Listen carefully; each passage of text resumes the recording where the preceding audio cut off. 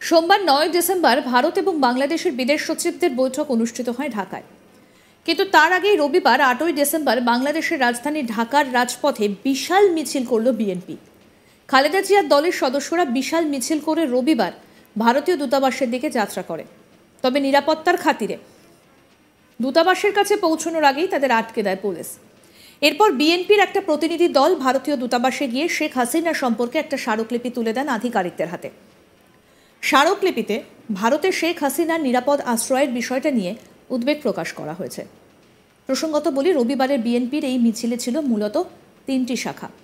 ছাত্র, যুব এবং স্বেচ্ছাসেবক দল এই মিছিলে অংশ নেন। ঢাকার নয়াপল্টনে দলের কেন্দ্রীয় কার্যালয়ের সামনে থেকে শুরু হয় মিছিল। পরে এই বিশাল মিছিলকে রামপুরার কাছে আটকে দেয় পুলিশ। এদিন বিএনপির প্রতিনিধি দলের ভারতীয় দূতাবাসে গিয়ে স্মারকলিপিতে উল্লেখ করা হয়েছে ভারতের আগরতলায় বাংলাদেশের উপদূতাবাসে হামলার ঘটনার উল্লেখ করা হয়েছে। এছাড়াও শেখ হাসিনাকে ভারতের নিরাপদ আশ্রয় দেবার বিষয়টি নিয়েও উদ্বেগ প্রকাশ করা হয়েছে। বিএনপির অভিযোগ, ভারতের নিরাপদ আশ্রয় থেকে শেখ হাসিনা বাংলাদেশের পরিস্থিতি অশান্ত করার চেষ্টা করছেন। এছাড়া দুদেশের সম্পর্কের অবনতির বিষয়টা নিয়েও উদ্বেগ প্রকাশ করা হয়েছে স্মারকলিপিতে।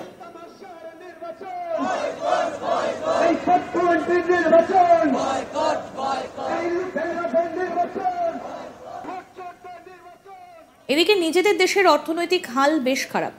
হাসিনার বিদায়ের পর অন্তর্বর্তী সরকার ক্ষমতায় এলেও এখনো অশান্তি কমার কোনো নাম নেই।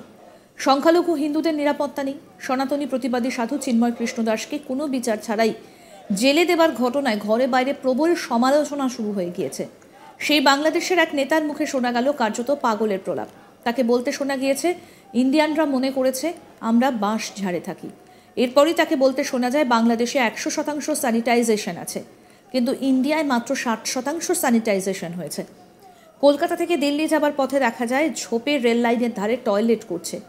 যে বিএনপি নেতার কথা বলছি তার নাম বিএনপির সিনিয়র যুগ্ম মহাসচিব রুহুল কবির রিজভী। প্রকাশ্য সভা থেকেই গরম গরম বক্তৃতা দিতে শোনা গিয়েছে রিজভীকে। কি বলেছেন শুনবো। ওরা মনে করেছে আমরা বোধহয় একেবারে বাঁশ ঝাড়ের মধ্যে থাকি। আরে ভাই, আমাদের এই দেশে শতকরা ১০০% স্যানিটেশন সিস্টেম, অত্যন্ত ডেভেলপ স্যানিটেশন সিস্টেম।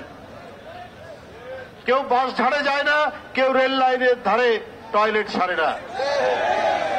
আর আপনি কলকাতা থেকে দিল্লি যাবেন, আপনি রেল লাইনের ধারে দেখবেন কি অদ্ভুত ব্যাপার। যে দেশের মাত্র 60% স্যানিটেশন সিস্টেমটা কিছুটা ডেভেলপ, 40% কোনো স্যানিটেশনই নাই।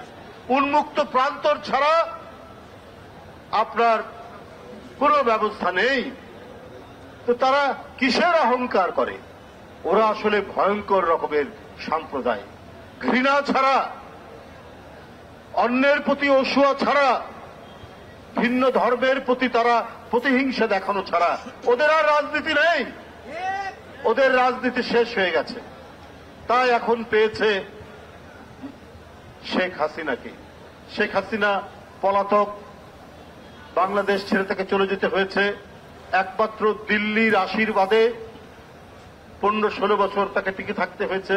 উনি ভোট ধ্বংস করেছেন, উনি ভোটারদেরকে ঘরের মধ্যে ঢুকিয়ে রেখেছিলেন, উনি নির্বাচন শেষ করে দিয়েছেন, নির্বাচন কমিশন ধ্বংস করেছেন, করে ১৫ বছর টিকেছিলেন।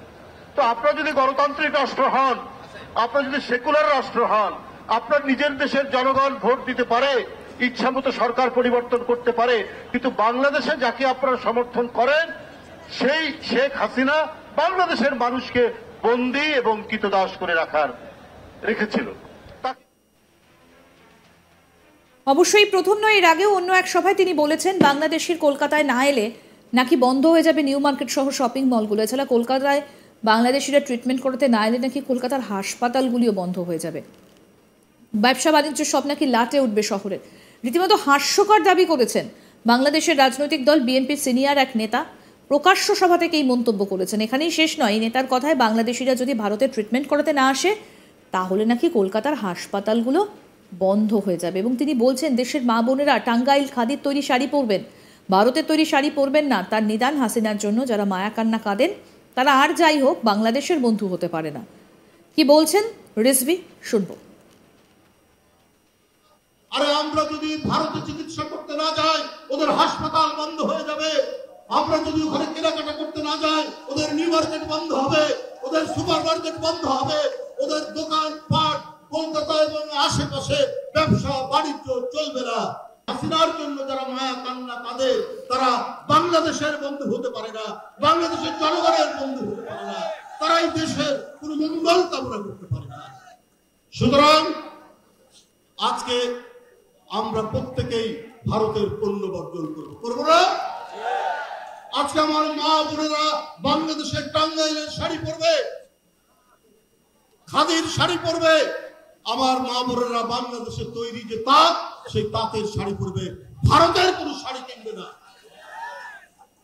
ভারতের কোনো জিনিস কিনবে না। যারা অবিরাম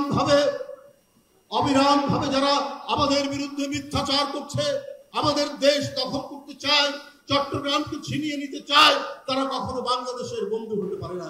আর ওরা যদি এই পরিস্থিতি রক্ষা করতে চায়, ওরা এই পরিস্থিতি চায়, তাহলে ওদের ক্ষতি হবে, আমাদের ক্ষতি হবে না। ওরা যদি ভিসা বন্ধ করে দিতে চায়, ওদের ক্ষতি হবে, কারণ আমাদের বিলিয়ন ডলার আর পাচার হবে না। ভারত থেকে ফেন্সিডিল আর ইয়াবা বাংলাদেশে ঢুকবে না।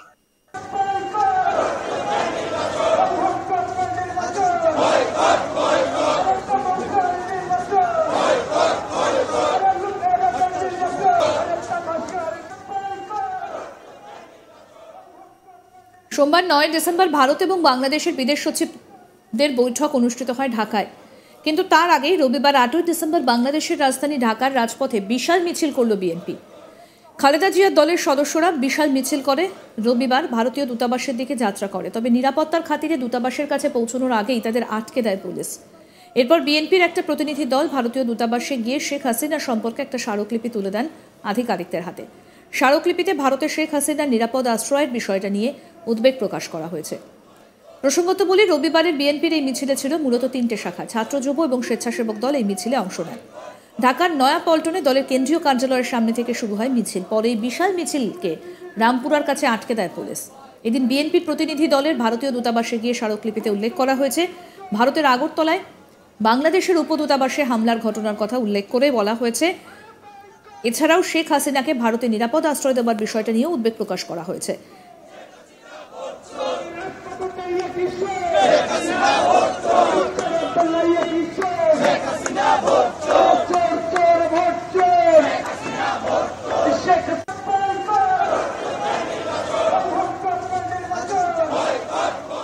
আরও আপডেট পেতে দেখতে থাকুন আজ তাক বাংলা, সাবস্ক্রাইব করুন।